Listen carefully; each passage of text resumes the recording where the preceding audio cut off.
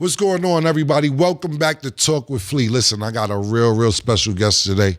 I actually went to their facility to do this interview. We have the president and CEO of the UFC, now part of a multi-billion-dollar machine called TKO. Now listen, he's one of the most outspoken people in the sports world, but he always found a way to back it up. The most influential figure in MMA, now about to transition into boxing. He also made Las Vegas the staple sport destination and the fight capital of the world. Let's get to it, my interview with the man, Dana White.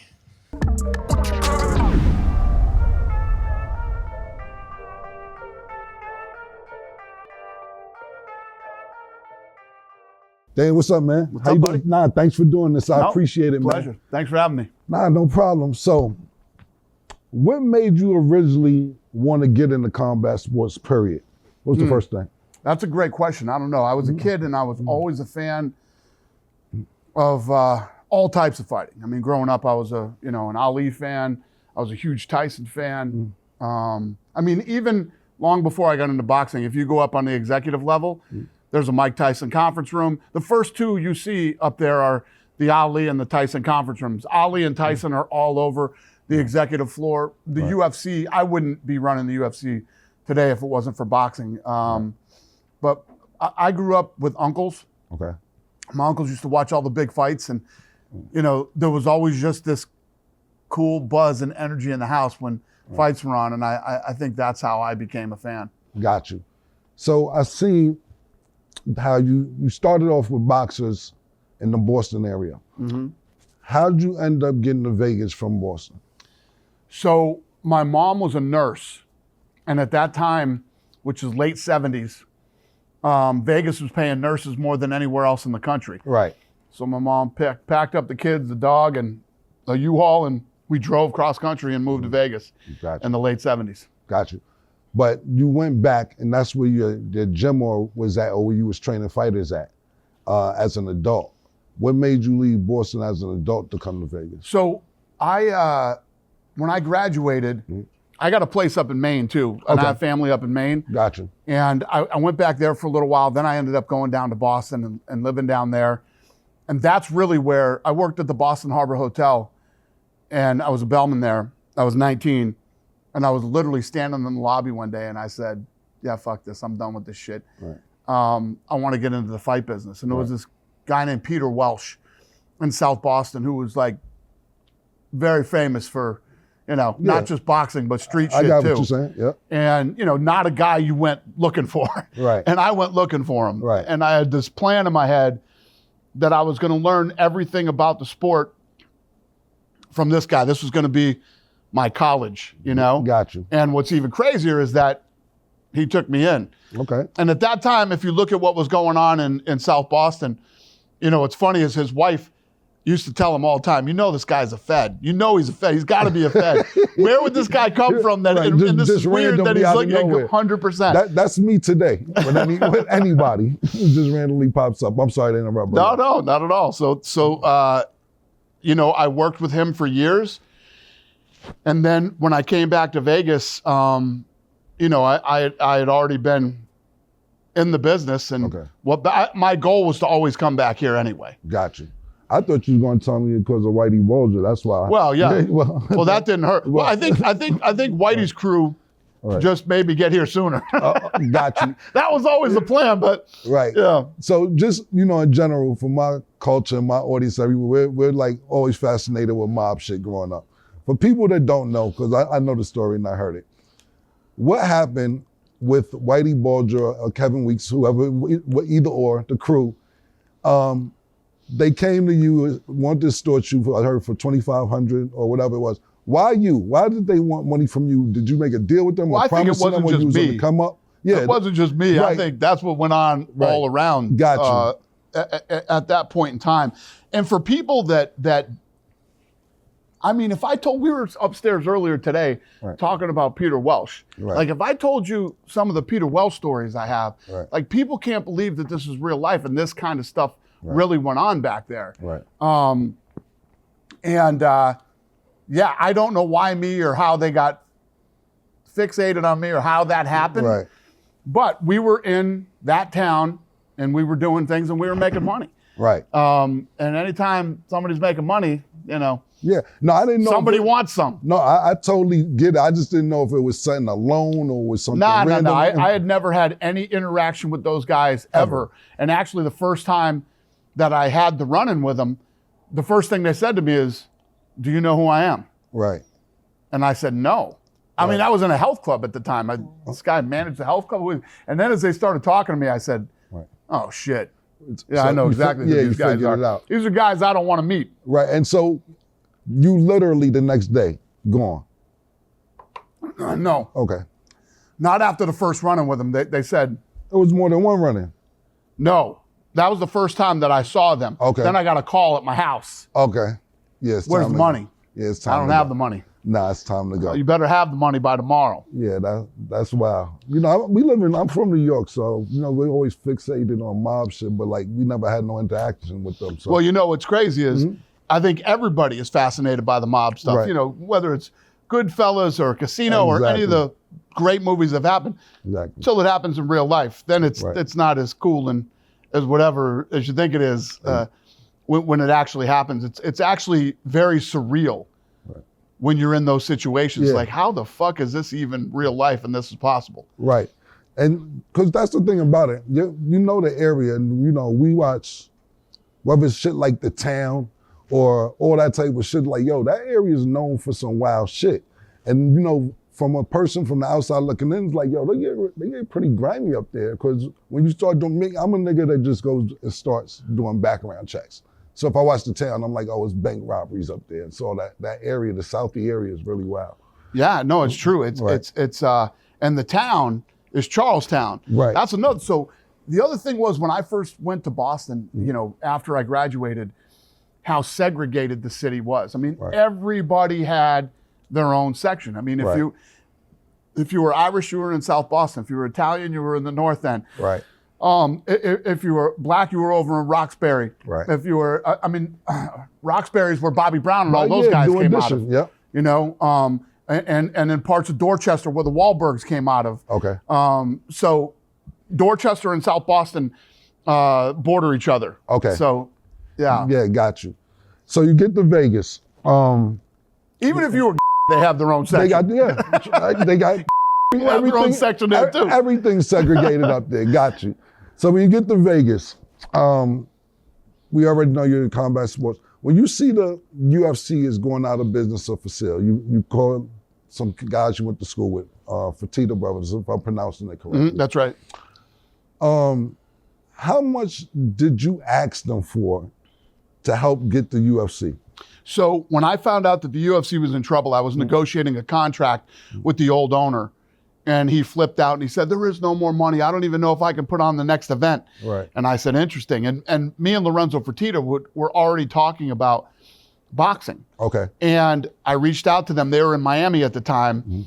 And I said, "Hey, I just got off the phone and I think the UFC is in trouble. I think they're going bankrupt. Right. I think we could buy it and I think we should." Right. So then Lorenzo called Bob Meyerowitz, the old owner, and the negotiations began. Okay. And then probably maybe a month or two later, we closed the deal and they made me the president of the company and then gave me 10%. Congratulations. Well, we already, no need congratulations. We already see what's going on. Thank you. How much credit do you give Donald Trump and Joe Rogan for helping the success of the UFC? Yeah, there's been a lot of people along the way that have, you know, but when you think about this, the UFC, when we first bought it, wasn't allowed on pay-per-view. Right. You as a grown adult didn't have the option to buy it if you wanted to. Porn was on pay-per-view, but the UFC was not allowed. That's how bad it was. Right. And our goal was to get this thing on free television. Okay. Which everybody thought was impossible. So you can imagine at that time, venues did not want the UFC coming to their venue. Right. And Donald Trump early on was a fan, believed in it, and we did, you know, 2 of our first shows at the Trump Taj Mahal in Atlantic City. Right. He showed up for the first prelim and stayed till the main event for both of those shows, Right. then everything that ever happened to me in my career, he would be the first one to reach out Right. and say, congratulations, I always knew. Now, when you think about the Trump brand at that time here Right. and the UFC brand here, Right. you know, for him to invite us in over there and cut us a fair deal. You know, Right. it's not like, you know, come over You here. tried to get over. Right. Right. Now that's what's up. And Joe Rogan as well. And Joe Rogan. Right. So when we first bought the company was based in New York. Okay. So I flew to New York and I had to go through the offices and pack it up and decide what we were going to keep and what we were going to throw away. Right. So you got to imagine there were tapes everywhere. Okay. VHS tapes, beta tapes. So I had to sit there with a VCR and a beta machine for 2 days and go through every tape and decide what we were going to do. Right. So I pop in this tape and Ivory Keenan Wayans, the Wayans brothers, Yeah, the Wayans brothers. Yeah. had a talk show. Keenan Ivory Wayans. Right. Yeah. Yeah. He had a talk show at the time. Right. And he had Joe Rogan on his talk show. Okay. And Joe Rogan was an actor at the time. That time when I saw him, he was on Fear Factor. Okay. But before that, he was on a show called News Radio. Right. And I popped it in, and he and Keenan are going back and forth on the UFC. Right. And I was like, damn, this guy knows what he's talking about. No, you know, I didn't know him. Right. So I said, this is the guy I need. Right. So I reached out to Rogan. He hit me back. Right. And we started talking, and I told him I wanted him to be a commentator on the UFC. And he came in and did like the first 12 events for free. Nice. So That's dope. he was huge. And the other, many contributions from Joe Rogan early on. But one of the things that happened was we got no coverage back then. The media wouldn't cover us or any of that stuff. So what we did was radio was still very relevant. Right. Because if you were driving to work in New York, Chicago, Miami, you know, anywhere in the country, Right. you were listening to morning radio. Gotcha. So I bought my way onto morning radio, and we found out early that fighters are really bad radio. Okay. Right. They get on late. Right. They They're not on time. they wake up and they sound like they're still sleeping when they're trying to talk on the radio. The Right. only people that could do radio was me and Rogan. Okay. So we would have to get up at 3:30 in the morning. He lived in California at the time. So if I did UFC 30, he'd do UFC 31. I'd do 32, he'd do 33. Nice. You get up at 3 in the morning, and they would drop you into all these markets as it was morning drive time. Right. So it'd go from 3:30 in the morning to like 7 or 8 in the morning. We would do nonstop radio. Wow. And Joe Rogan did that for years for us. Nah, that's what's up. He Yeah. always shouts out to Joe Rogan.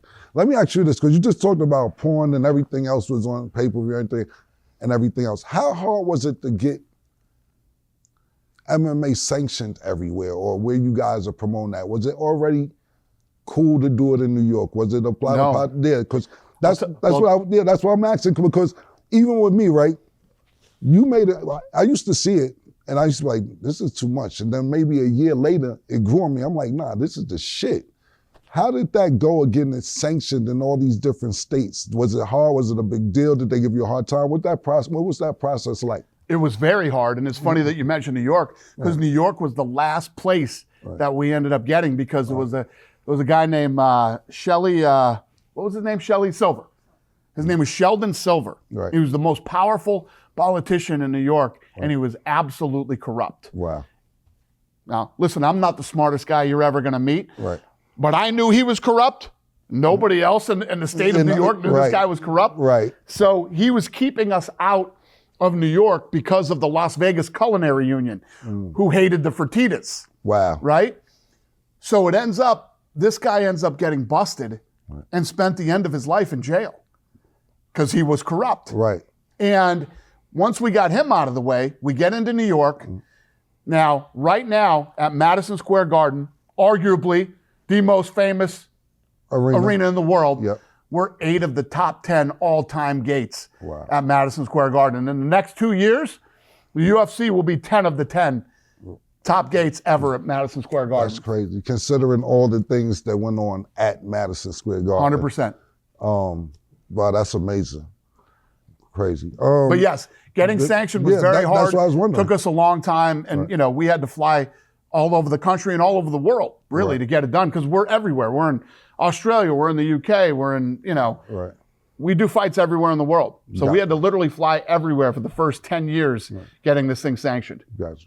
Have you ever felt threatened by a fighter or been threatened by a fighter? I've had some run-ins, yeah. We've had some situations, but nothing crazy or nothing bad over the top. Right. What's the worst injury you think you've seen? The worst injury that you can get in any combat sports or any sports period, physical sports, is brain injuries, obviously. Right.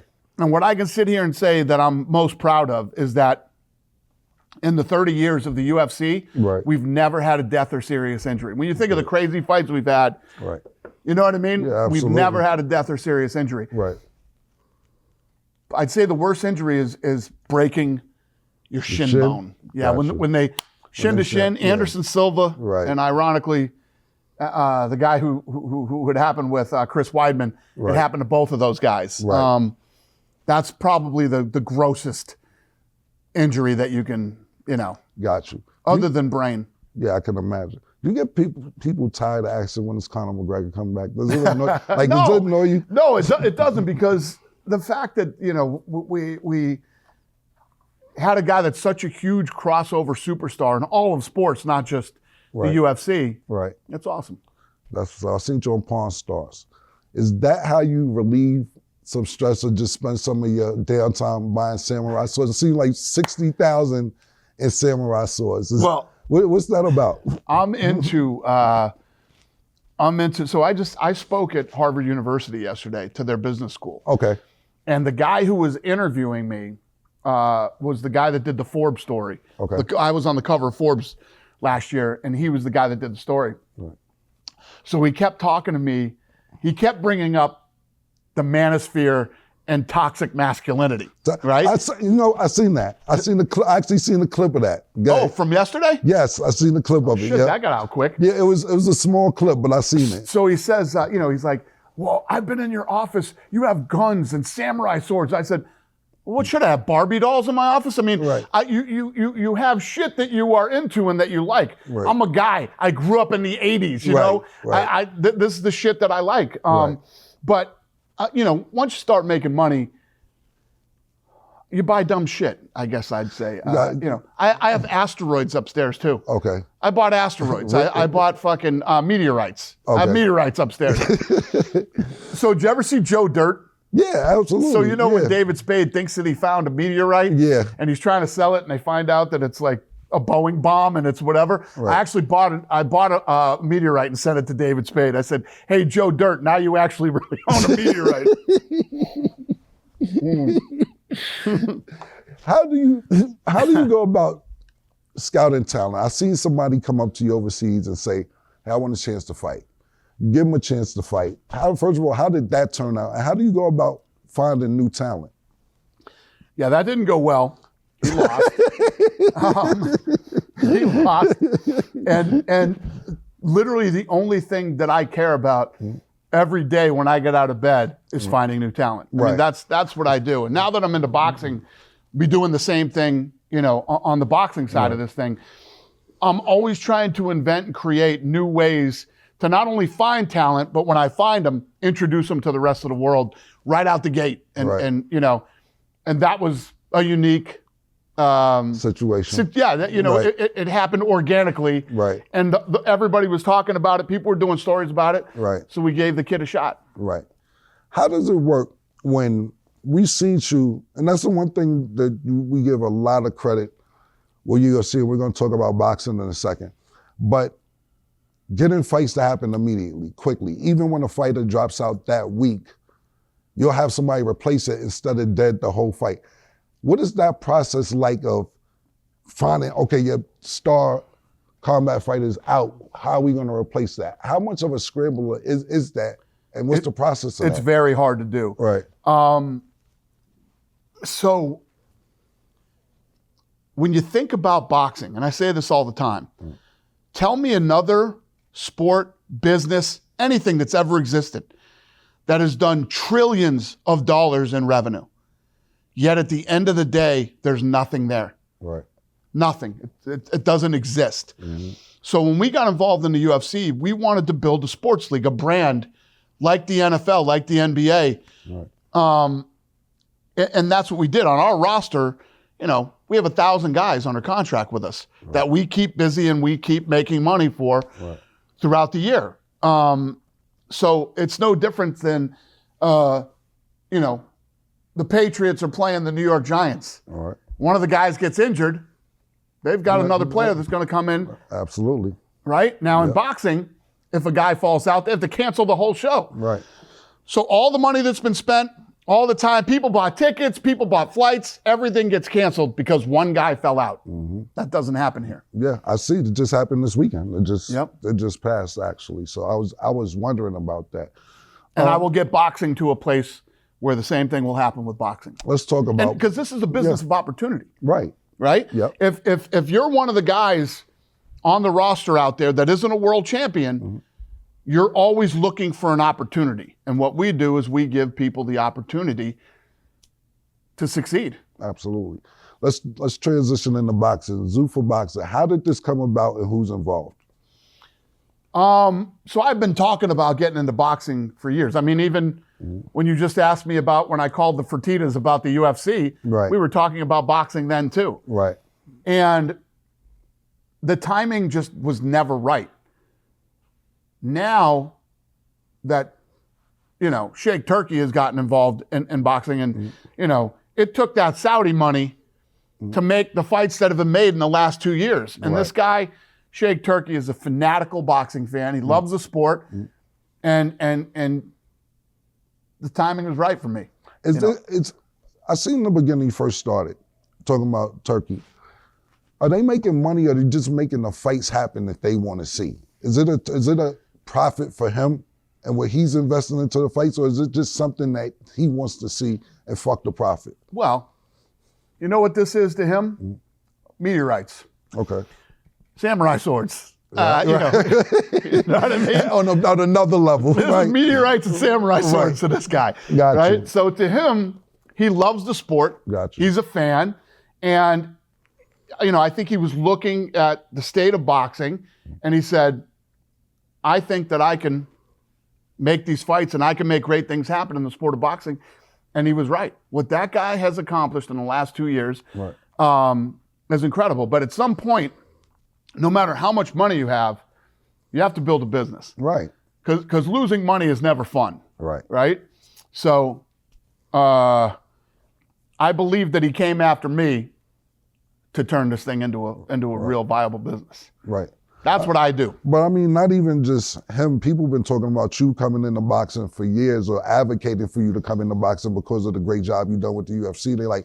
They need to get Dana in the boxing because you make things happen. I mean, it's not a waiting game. We see fighters boxers I'm talking about, fight 4 or 5 years after their prime because of the situation of not having the right promoters or not having the right money or putting it off, and they're doing more fighting on Twitter than they are doing in the ring. So you being a part of it is a great thing. Thank you. We've seen what's going on in the media with Eddie Hearn as of late. I think you said, I seen some shit yesterday, you said you beating up babies or something to that extent. And I guess Eddie's mad because Conor Ben signed with you guys and didn't sign with him. Called him a pussy. And I wanted to know, first off, was it all because of the Conor Ben, or this something that has been brewing before that? No, what's weird is, you know, as I was looking toward getting into boxing, you know, I like Eddie Hearn. I don't dislike him. And nobody can deny that this guy has been acting like the biggest pussy that I've ever seen in my life. It's crazy. Which almost... Just real quick, randomly or just because Conor Ben or just in general? Randomly, no. Okay. It just seems like ever since I got into this, the way that this guy's been acting is uncharacteristic. I didn't see this coming. Right.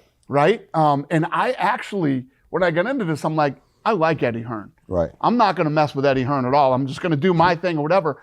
And then as soon as I announce, Eddie Hearn is just attacking. And then finally, it's just like, all right, you want to fight? Right. All right, let's fight then. If you want to fight. Got you. I was going to stay in my lane and do my thing. And then he came at it so fucking hard. Right. I eventually said, Okay, Right. I'm going to give you what you're asking for, Eddie. Right. And here we are. Got you. Is there any other boxing promoters that you would work with? Yeah, I'm not saying that I wouldn't work with anybody. I think at some level, I mean, everybody's working with, you know, right now, I don't care what anybody says. I mean, Eddie came out and said, Sheikh Turki's my daddy, right? And all this stuff. Sheikh Turki controls the entire sport of boxing right now. Right. Eddie Hearn is doing business with Sheikh Turki. Yeah. You know, everybody is. Right. So listen, not even to cut you off. This fight that just happened, you know, I do business with PBC. So they had to fight, and Turki took the fight. yeah, The Ryan fight. So Right. he's definitely putting his imprint on the sport. I didn't mean to cut you off. I'm sorry. no, not at all. Right. You're right. Yeah. Boxing does not exist at this level right now without Sheikh Turki and the Crown Prince of Saudi Arabia. Right. This is a fact. Right. You can act like, you know, like you're the guy and you don't need, all these guys Right. are existing right now because of Sheikh Turki. Right. Fact.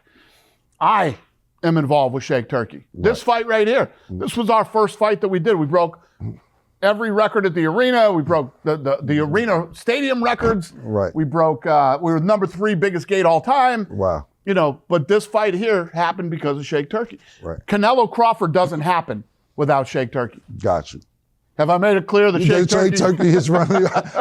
Absolutely. Speaking of this fight, it was something I wanted to ask you. I never did the homework on it. I didn't even know that I get a chance to sit down and talk to you about it. I'm just sitting there thinking about this. Somebody at the press conference had mentioned something about the Muhammad Ali Act, and you went off on them. I don't know. Well, I didn't go off on him. That guy, there's a difference between, do you want to have a serious conversation about the Muhammad Ali Act, or do you want to fucking showboat here in front of everybody? Right. Because what that guy could have done was, Lene is the head of PR here, Right. could have said, I'd like to sit down and have a serious conversation about the Muhammad Ali Act. No, he gets up on the mic and, you know, those are the typical kind of douchebags that, you know, you deal with in the media sometimes. That guy was trying to showboat. But that's what I was going to ask you. Could you explain to us what I never knew what it was, and wanted to explain to me, and not only me, the audience, what the Muhammad Ali Act is exactly. So if you look at the history of boxing, first of all, a lot of bad people were always involved in boxing. Mob, you name it. If there was a bad guy within 100 miles, he was involved in boxing somehow, some way. Right. And a lot of these fighters got screwed over, and Senator John McCain was a huge boxing fan. Okay.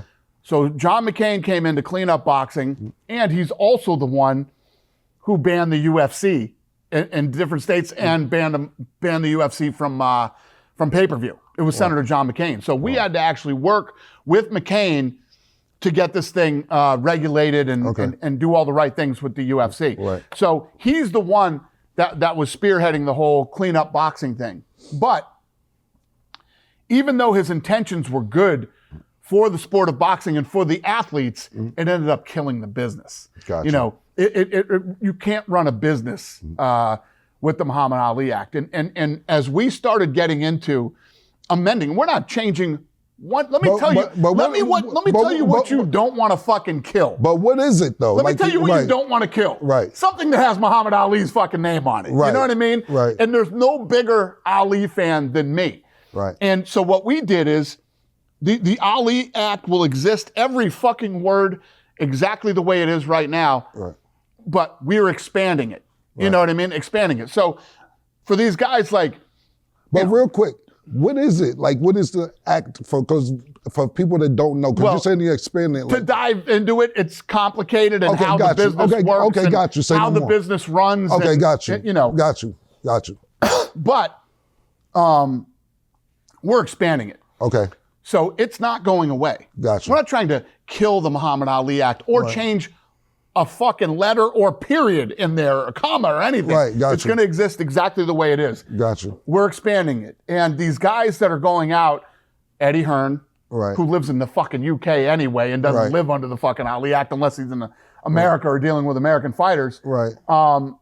De La Hoya's mentally ill, so even mentioning him is fucking stupid. But and the list goes on and on.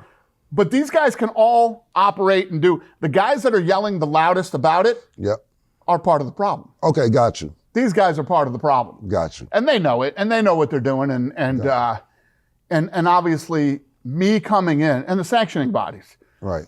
Me coming in is a threat to everything that they have and, their way of life. That's how they look at it. It's because when I came in, I never said a word about the WBC. Right. Other than I'm not gonna deal with them. Right. I'm gonna do my thing and live in my own little world, do my thing. Right. They're going crazy. Right. That I'm not gonna deal with them and not gonna whatever. So they were the ones out talking about me and Zuffa boxing and all this other stuff. I never said a word. Right. And then it was so crazy, and they were just so overwhelmingly freaking out about this. Got you. What's that tell you? Threatened. Yeah. Exactly. I seen also a statement just a while ago how Floyd Mayweather basically said that you came up and you kind of changed. Basically, the quote unquote used to carry his bags or something like that to that nature. What do you have to say with that? And are you and Floyd cool today? Yeah. We're cool. Me and Floyd were cool when he said it. Okay. Yeah. So Floyd has done an incredible job of changing his image from Pretty Boy Floyd to Money Mayweather. And, he broke away from his promoter and he made these mega fights and did great things. And I'll say this. So me and Roger Mayweather, God bless you. We're in the same gym. Okay. It was three guys. We were at a company called United Champions. Right. It was me, Roger Mayweather, and Nick One Kick, who's a Muay Thai guy. Right. And we worked out of that gym. And Jeff Mayweather, who is his other uncle, Floyd's, we were really tight, and Jeff worked with me, in my business at that time. Right. And, I will say this, when Floyd came in, Floyd was great. I never carried Floyd's bags or did anything like that, but Floyd was great with me and to me when he was coming up in the boxing business. And I've always been cool with Floyd. Nah, that's what's up. Last question, real quick. Who's the face of the UFC and who's the face of boxing right now to you? Who's the face of the UFC? I mean, Alex Pereira is a huge star for us. Topuria. Okay. John Jones is still the best ever. Yeah.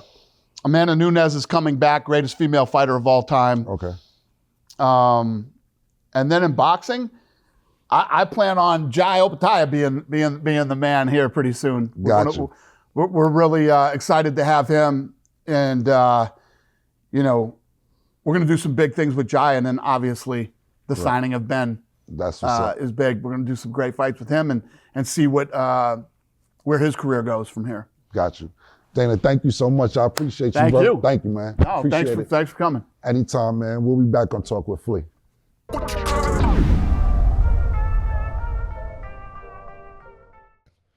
And welcome back, everybody, man. Real dope interview with Dana White. Yo, thank Dana White, the UFC, my man Nick, putting everything together. We really appreciate it. Before I bring my man Sen in, every week something, not every week, but last few weeks things been coming up, and I'm like, I got to address them. I got to say something about it, right? And I'm going to say this, just for people who don't know. And you may have went through this situation. But I was talking to somebody who went through this situation, and I'm like, I remember that from years ago, right?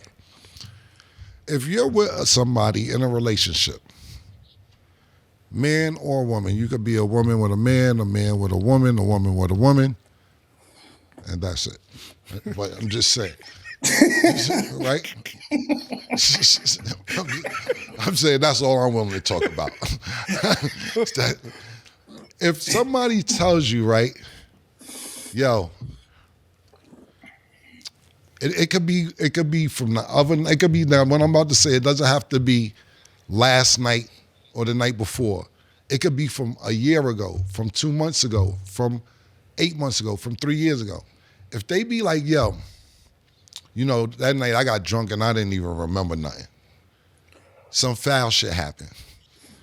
Especially if you didn't ask about anything. And they just offer you that information. They be like, yo, nah, I remember me and the girls that went out and, yo, I passed out. I don't even remember what happened that night. she's telling you that in case you find out what happened that night and you bring it up. And she be like, I told you I was drunk. I don't even remember what happened. I told you that. I don't play that. If you get that drunk to where you can't remember what happened, I don't need to be around you like that. I'm just telling you, it's a setup. It sounds like a setup to me because you're drunk and don't remember, but I didn't even ask you about being drunk and not remembering. Why are you telling me this? Oh, you sucked 4 dicks in the bathroom that night. Okay. You think I wasn't going to find out about it. And now you're trying to act like, I told you I didn't remember. Nah, if you get that drunk and you can't remember, I'm good. What you think about shit like that, Larry? I don't know. That's kind of weird. Like, Right. I mean, yeah. Are they trying to say like what's done in the dark comes to the light? So they pre-warning you what's going That's on? how I take it. Yeah. I take it as, yo, even if you get with somebody new and you don't know shit about them, Right. And they be like, nah, this one night we all had went out and we got fucked up. I was drunk and I just don't remember. You ain't even asked nothing. It could have been 4 or 5 years ago, but you're a new boyfriend. Yeah. Or new girlfriend or whatever. And they trying to offer that to you, that information to you. Something happened. Something happened, yeah, Something 100%, happened. yeah. That's how I'm Yeah, looking yeah. at that situation. What you think about that, Sen?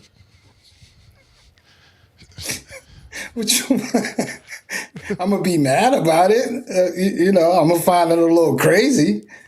Why you want to tell me now? Yeah, randomly, right? Yeah, How like would you why now? How would you handle that? I'll probably have an attitude, man. See, me and you are different. You tend to just be like, you know what? You made me mad. I don't want to talk to you. No, I want to talk. Why did you do that? And why are you telling me now? Putting me in a fucked up situation. I got to resort to showing you my feelings. Don't make me show you my feelings. Man. You're saying, you know what? You finally said something right. That is 100% right. Because you know what? To me, I take it as insulting my intelligence. That's how I take it. I'm like, yo, I think you really insulting my intelligence at this point. To me, that's almost worse than spitting in my face. Or I'll say that's the equivalent. Insulting my intelligence is high-level disrespect to me. It's nothing worse than that, man. Of course, it's something worse, but trying to disrespect my intellect with stupidity is just. So you're right, son. You're 100% correct. You want to say dumb shit? I'm out. Because the curve hurts. Believe it, the curve hurts, bro. It hurts. You don't think the curve is running? Is what? Running and don't want to deal with anything, just running? No, that's the discipline that he has. See, you talked about your feelings. He's like, nah, I'm gonna treat you.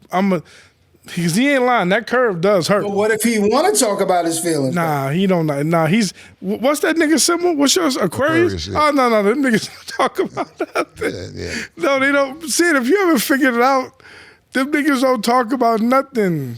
The curve is real, though. The curve is real. I've seen it firsthand. And the discipline that he has. Because I'm with you, Sen. I want to say something. Bitch, what you... Yeah. He says nothing. He says nothing. Yeah. And then he goes about his way, and then they're like, what? Yeah. What's going on? Yeah, man. Then they're calling you, Sen. They're calling me. Yeah. She won't talk to We get back together later. That's a good point, Larry. I'm glad I ain't by myself no more. Calling you too. Yeah, call Larry. Yeah, that's crazy. Yeah, the non-access to get to me is crazy, bro. I'm glad that y'all get to experience it now too, because you know why? When I used to deal with certain people and I used to tell Sen about it or Larry, and I'd be like, yo, this is just not really worth it. And they're like, okay, Cam, this, that, and third. And then when I don't speak to them, and then now they're trying to find ways to get back in my life, and Sen and Larry is speaking to these people or these females, a couple females, and they like, yo, what did I do to deserve this, Cam? What the fuck? I never did nothing with her. Bitch bugging. Yeah. And you be like, see, I told you. Yeah. I'd be like, all right with the I told yous, man. Yeah. Damn. But you could, you know what? don't mind if you call it running. I don't care. I don't care. Just for my peace of mind, I don't care. It doesn't bother me at all. Call it running. Call it what you like. You already did the shorty low. Yeah. I'm out. Done it all. Done. I'm out, my nigga. I'm cool with that. I ain't doubling back neither. What's good, bro? What's happening? No, I just had to, I was thinking about that, man. How you doing today, man? Yeah, I'm good, man. Everything is good, man. Good to see. This is for South Carolina. Shout out to South Carolina. And this is for, he's becoming one of my favorite quarterbacks, Trevor Lawrence. He plays for Jacksonville Jags, and he used to play ball in South Carolina. And we all know Clemson and South Carolina game C's. You know what I mean? They run South Carolina, so that's what I'm on today. Half of my roots is down there. You don't like it? That's okay. Anyway, let's just do this. I got an issue with you. He has no. Okay, just real quick. I'm not, and we don't have to elaborate. We got things to do and things to talk about. Sen didn't know who Trevor Lawrence was till about 6 weeks ago. No, he knew. Pardon me. He knew who he was about 2 years ago. And then when he got his big contract, he said, why are you giving this nigga all this money? Then about 6 weeks ago, he like, yo, that kid Trevor Lawrence, that nigga, that's my man Mugga. I'm like, you just dissed him. I told you that he got a big contract. You said, nah, he don't deserve it. They giving out all this money. Nah, the kid is good. He figures out they're good when they go into the playoffs this season that just passed. That's my man Mugga. I say he went to Clemson because I know Sen's family's from South Carolina. Sitting on top, I knew it was something I liked about that nigga. This nigga had no idea, nothing, bro. Who coaches Clemson, Sen? Here we go. Why does it matter? Dawn Staley coaches South Carolina. That's right? A big difference, bro. Now, don't start a war. You start South Carolina, Clemson. Now you don't even know. So you bugging now. That's what I'm saying. Why would you? Bad. You gonna have on a Clemson hat and shout out South Carolina? This is the shit I'm talking about, y'all. I don't even have to get into it no more. Shout out to Dabo Sweeney, who coaches Clemson.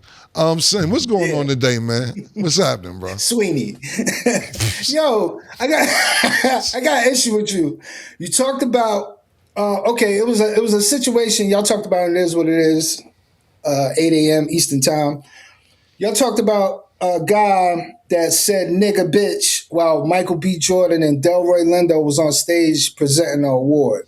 Now, he shouted that out because of Tourette's. A couple of episodes ago, probably like 10 episodes ago, I was saying that there's no excuse for Tourette's. You can't have Tourette's growing up how we grew up. There's no, you can have your tics and all that because Abdul Rauf had it, Kenya Martin, they had their tics or whatever, but you can't be out blurting certain shit and cursing out in front of grandma and all that. You told me I was wrong.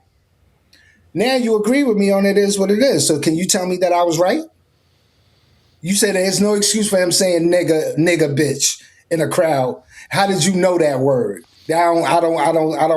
I don't jack that. Pause. Can you tell me I was right? I'll give you a little bit of credit on that.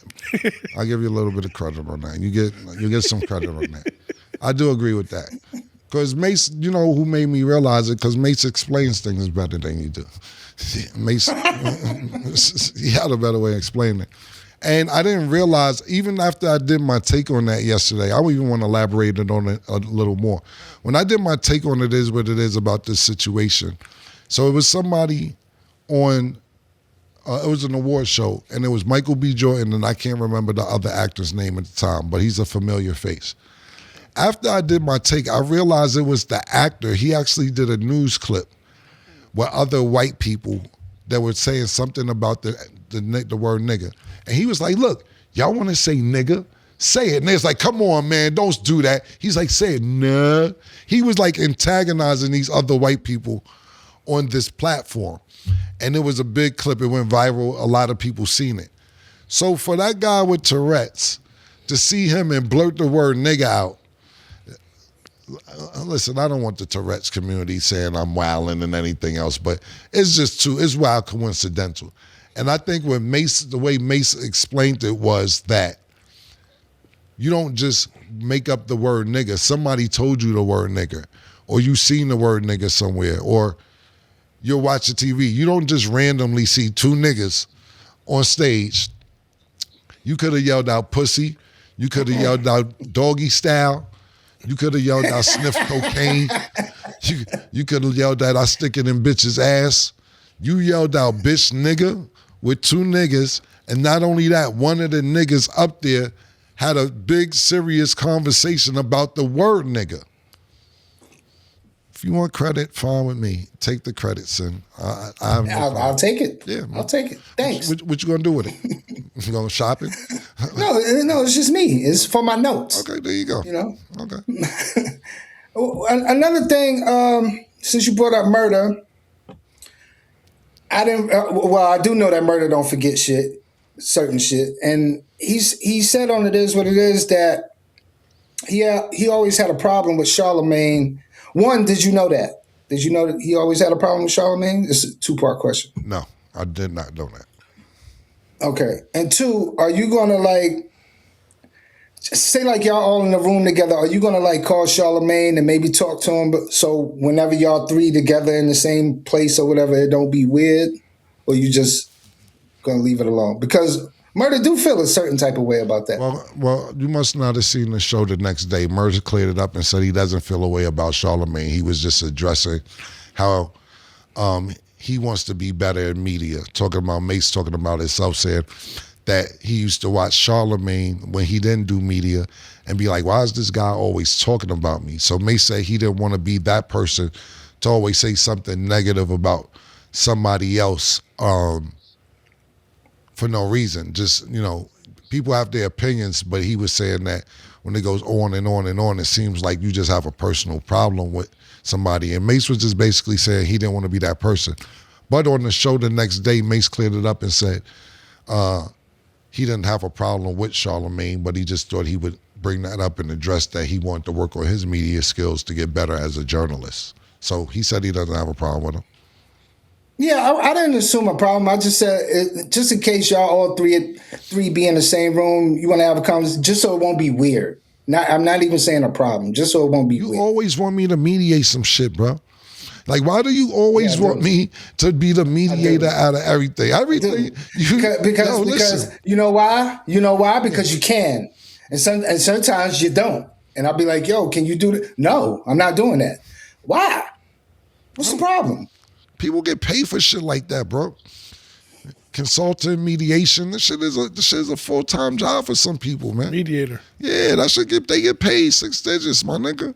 Now if that's something that Murder wanted me to do, cool. But to me, he already said that he don't have a problem with him. Charlemagne doesn't appear. I don't have a problem with Charlemagne either. Charlemagne's cool with me. We see each other. You see each other. Jim, I just left the Breakfast Club. I didn't know all this till Murder said on the show. And Murder cleared it up and said it wasn't no problem. Now for me, if they're in the same room and I feel weird energy, I'm like, come on, guys. Come on, nigga. Or if Murder tell me, yo, see what's up if we could talk. Cool.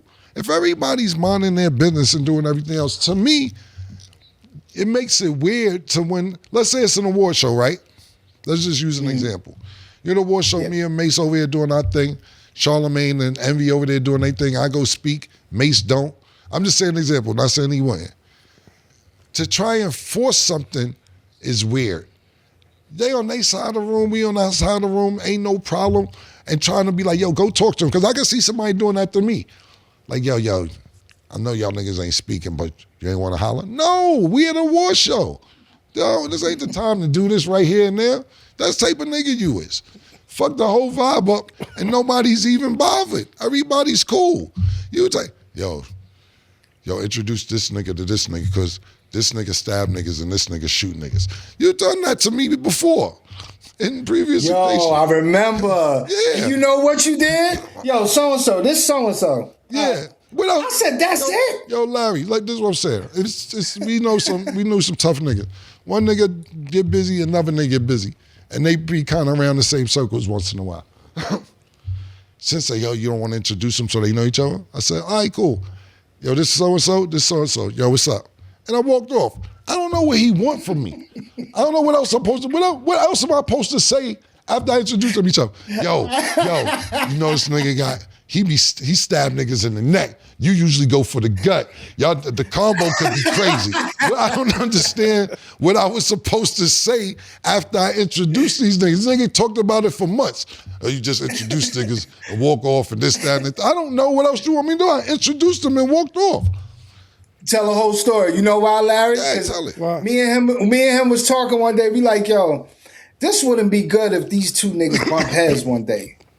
And we was like, word. We both agreed, like, word. Maybe we should introduce these niggas. I said, all right, you do it. Because that's your man and that's my man. And go ahead, you do it. Yo, so-and-so, this is so-and-so. All right. Nigga walked off. I'm like, wait a minute. No, have a conversation. Nigga said, what I'm talking about? So that was my problem, Larry. I got He just said it and then that was it. That was my I problem. let them know that they both my nigga. I'm like, yo, this is my man and this is my man. Yeah. Cool. You know when he did it at? When he wanted me to do this at? Wow. It was a pool party with thousands of bitches. Butt ass naked, jumping in the pool, doing all type of shit. He want me to stop that action and talk to these type niggas. Is that true, Sid? Yeah, this the time he wants me to do it. Sid, Stop is that doing true? all that man. and do this. Is that true, Yo, Sid? Yeah, it was kind of true. You know why? Because I was being kinda too true. detailing. I was being too detailing. You know what I mean? I need detail sometimes. Like, Right. give more detail as far as that. You know what I mean? To make sure that it won't be no future problem. So that's what I was saying. How would you have done it? How would you have done it? I would have had a conversation. It wouldn't have been about no tough shit. I would have had a conversation. Do it like, right yo, now. Do it right now. How would you done? Do it now. I can't. Why? I can't. Can I get on with the show? Can I ask? Oh, now we can I want to go ask to my- the show. I want to hear how you would have done it, but go ahead, fine. No, speaking of murder, I don't even know if he heard it. Ebro, I mean, it might be a week or two late, but Ebro, he didn't like what Murder said about the Super Bowl, the Babs Bunny, and everything. So he said, he was saying that Murder, you don't know, and you don't know Puerto Rican judo, and Puerto Ricans is a big part of your culture, and Rosenberg and them chimed in on it. So as far as the radio goes, I don't know. Maybe they, did you hear about it? No, I ain't hear about it. Oh, okay. Yeah, they went on, but it's no big deal. But what's a little interesting is, what's up with you and Ocho? I don't know. I ain't got no problem with it. We spoke and shit. I know that time I went on a little rant. He said what he said, but we spoke after that. We actually spoke after that. So I don't know what the Yeah, because I problem thought that was cool. I thought, Yo, to be honest, it's still jokes, right? I guess it's joke. I don't have a problem with you. I just seen that he said he won. It was a great weekend of boxing, and maybe he was hype off the fights over the weekend. I know Ryan Garcia fought that weekend. Clarissa Shields fought that weekend, and he got on the air saying he wanted to fight people from other podcasts. I think that Shannon Sharp said it is what it is and said my name. I don't know who Ocho was talking about. Shannon, to me, it appeared like Shannon Sharp didn't know who Ocho was talking about. But when he asked about me, Ocho said, nah, Cam don't box. I don't box anymore. I used to box, but I'm not trying to be out here boxing. This is a big check, I'll try and get in the best shape I can, but boxing is a different type. Boxing is not basketball shape. It's not football shape. It's a different type of shape. I've seen basketball players that's in the NBA not be able to do 6 rounds of boxing because there's no substitutions. There's no TV timeouts. It's a real 36 minutes or 30 minutes of boxing with a minute in between. So. I don't. To be honest with you, I don't know what the fuck it's about. But I see Chad fight. That's why I posted on my page just when he had a boxing match before. But I don't know where it came from. I have no idea. In my opinion, Shannon gassed that whole situation. I mean, even though it's still jokes and even it might be just sparring or whatever, but I think Shannon did that. Ocho wasn't even thinking about that. Yeah, but he said he wanted to box. I think Shannon made it. But I spoke to Ocho. Last I spoke to Ocho when Shannon was going through all that shit. With his case and all, Ocho reached out to me. I don't know if he's shopping himself around because he thought maybe it might have been over for nightcap or anything else. I'm glad Uncle made it back strong, man. But There's a lot of, I'm not even say chat, niggas turn their back on Unc when that shit happened, man. A lot of niggas was trying to get away from Unc because they was like, we don't know what's happening. And I'm not saying that's why Chad Ocho spoke to me, why Ocho spoke to me, but it was during that time we spoke, when Unc was going through that shit. Niggas say, hey, Ken, what's up, man? Hey, what's up, nigga? Oh, shit, nigga. Damn, man. Niggas counting Unc out, man. That's a good comeback, Unc. I'm happy for you, man. I'm just letting you know, niggas was testing the waters out there, though. Few niggas, too. Few niggas. I gotta ask you, and it's for the fans, and I know you be trying to like stay away from this little part right here. Killer Season 2. I'm not asking you about now. Do you have it in your mind that you might shoot it later? Either a year, 2 years, 3 years. Will it happen? Hopefully. I want to shoot it. Will I shoot it? I don't know. You got to realize, look, let me tell you about something about them original. Like sometime, and I'm not saying I want to shoot. I just want to get it to a place where it's a great product. Like, you know, when you look at all these web series and Tubies and all that, we was the original. They just didn't have these platforms back then. I think I caught the last lick on Blockbuster. Pause. Like I did a deal with Blockbuster and DVD deals and so on and so forth, and then technology started changing. But I shot Killer Season, right? Think about this, right? Killer Season was some shit that I woke up and wanted to do every day, piecing a story together every day. I wake up, so let's say, for instance, I wake up on Monday, and I'll be like, yo, if I shoot this is like part of a story. I'm gonna shoot that Wednesday. So we finish shooting Wednesday, and then I'll be like, you know what, I'll write some more Wednesday night. We'll shoot it Friday. Then we get up Friday, and then we shoot some more Saturday. Like, it was no script. It was nothing organized. I said, y'all want to have a shootout on First Avenue, the little girl give up, I'm going to put this with this part of the movie. I bet. I had somebody in place that, shout out to my homegirl Beth, I haven't seen her in years. She put all that shit in place. It was no script. If you look at that whole movie, it's all my niggas. And I put them in positions to where, pause, they could be their self. So for instance, like you got my nigga Big Joe. Big Joe acting like Big Joe in the movie. Jewel's acting like Jewel's in the movie. Hell, acting like niggas wasn't. It wasn't like niggas was lawyers and had to dive deep into some acting shit. It was all like, yo, whatever I think of today, I'm going to piece it on to the last part of what I shot a couple days ago. So, you know, I can't do that anymore. I'm not saying, not saying you can't, but you got to be more organized. I didn't know Killer Season would be the success that it was, underground success that it was. And, I'm a great writer. I wrote all of it, put everybody in position. We casted a few people. But I want to make sure it's done right because a lot of people like that movie. It was real funny. It was clever. It was funny. It was a storyline behind it. There's a lot going on. So I just want to make sure I do it right. So I'm not trying to disappoint the fans or anything like that. I know they want it, pause, but try and get it right this time. You was the original, like, Curb Your Enthusiasm. Yeah, Curb Your Enthusiasm was out before Killer Season. Oh, okay. Killer Season, I shot that in 2005. Curb Your Enthusiasm been out since like 99 and 2001 or some shit. But improv, I shot a whole movie of improv. It was never no paper like, yo, read your lines today and none of that shit. I'd be like, yo, Larry, this is what we gonna do. We gonna get this shit like this. Yo, we gonna do this.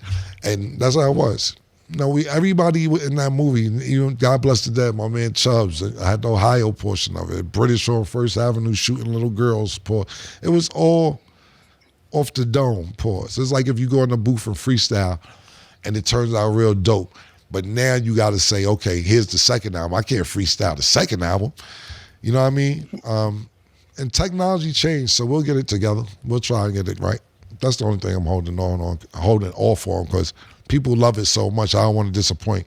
It's like you see Coming to America and then you watch Coming to America 2. You're like, fuck. Did they have to do that? I think you like it, but I didn't like the prequel. I don't.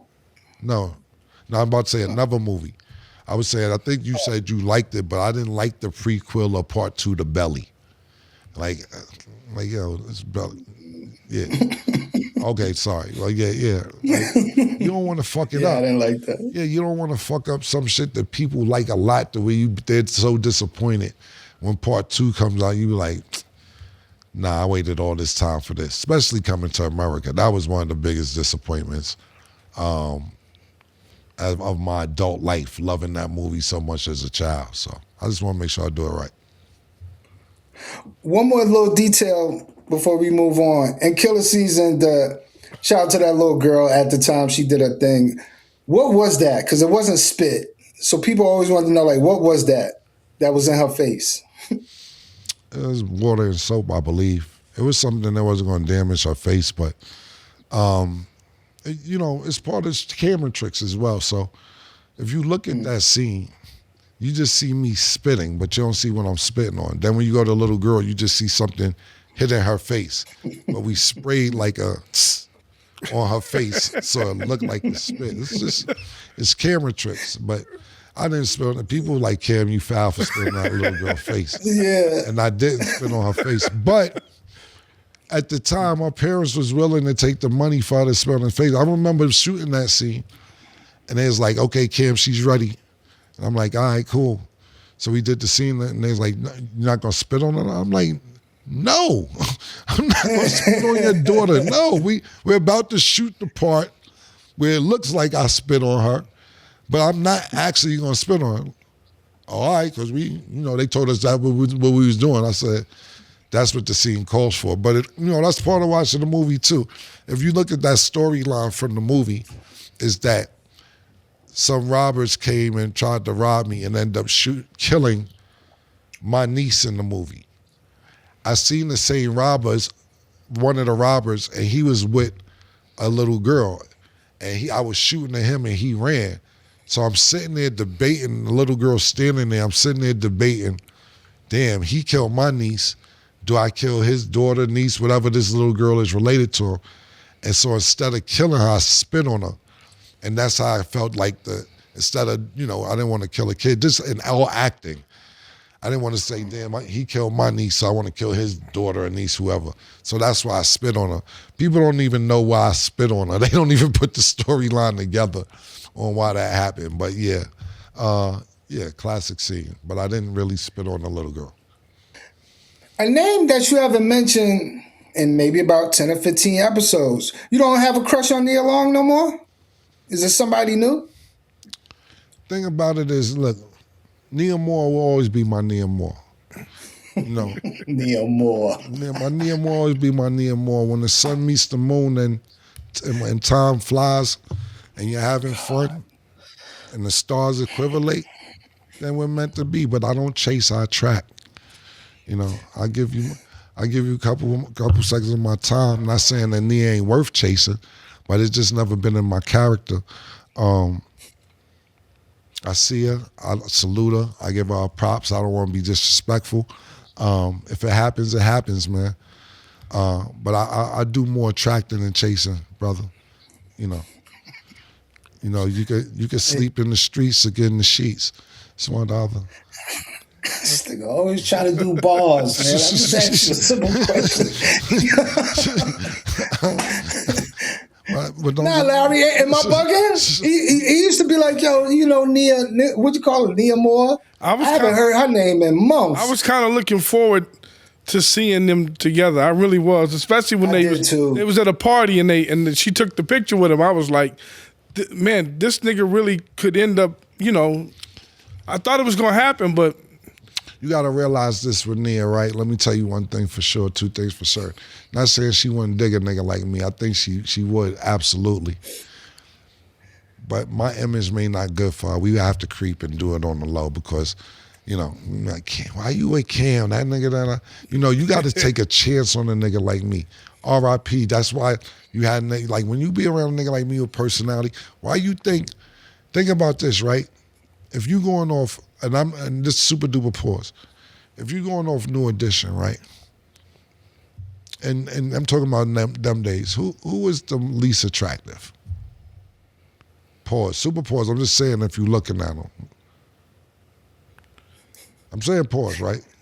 I'm just saying you'd be like, yo, Bobby ain't no, Bobby kind of ugly ass nigga. Pause. He got personality, nigga. Whitney said, I like that nigga. We might could sniff cocaine together. That nigga, I fuck with the nigga. The nigga Biggie. Crazy. Whatever. The nigga Biggie said I'm back in that ass, man. Bobby said it, Whitney know it too. I'm just saying the shit that she might have wanted to do. Nigga Biggie Small said I'm black and ugly as ever. However, I said, That was fly. you know what I'm saying? Biggie said I'm black and ugly as ever. However, I stay Coogee down to the socks, rings and watch filled with rocks. Some my jam knocks in your Mitsubishi. Girls pee-pee when they see me. Like, nigga, that's what I'm saying, my nigga. It's the confidence, it's the swag. It's about, I'm one of them niggas that, you may not like me from a distance, but once you get around me, you're like, I had a whole different perception of you, Kim. I ain't even know. I'm like, I know, it's all good. Take your shoes off, though. You know what I mean? So, shout out to Nia Moore. Like I said, if our moons and stars align one day, then so be it. But maybe that's why you ain't heard it in a while, because I do more tracking lately than chasing. But before we go, I just gotta ask Larry, this ain't for you and everybody in the control room. If y'all had some place to go and y'all needed to catch a flight and the ticket number said 777 and the takeoff was at 911, and okay, disregard the name, but it was the only flight out and you had to be somewhere and you had to go on Spirit. First class on Spirit. Are you staying in the airport and waiting until the next day or whatever, or you not, or you gonna get on the plane? Max and everybody. You first, Larry. Larry. Well, what you saying? You're not getting on a Spirit flight? No, don't ask him, Larry. I asked you. Man, I'm getting. If I gotta get somewhere, I'm getting somewhere. I'm not popular. I'm not famous. I'm getting on the plane. I'm cuddle up in A1 and I'm getting on the plane. I'm gone, fam. I'm out of. Thank you, Larry. Spirit got some nice little seats. The one plane I've been on was pretty nice. It was a new one. But I also been on a Spirit flight that broke my spirit too.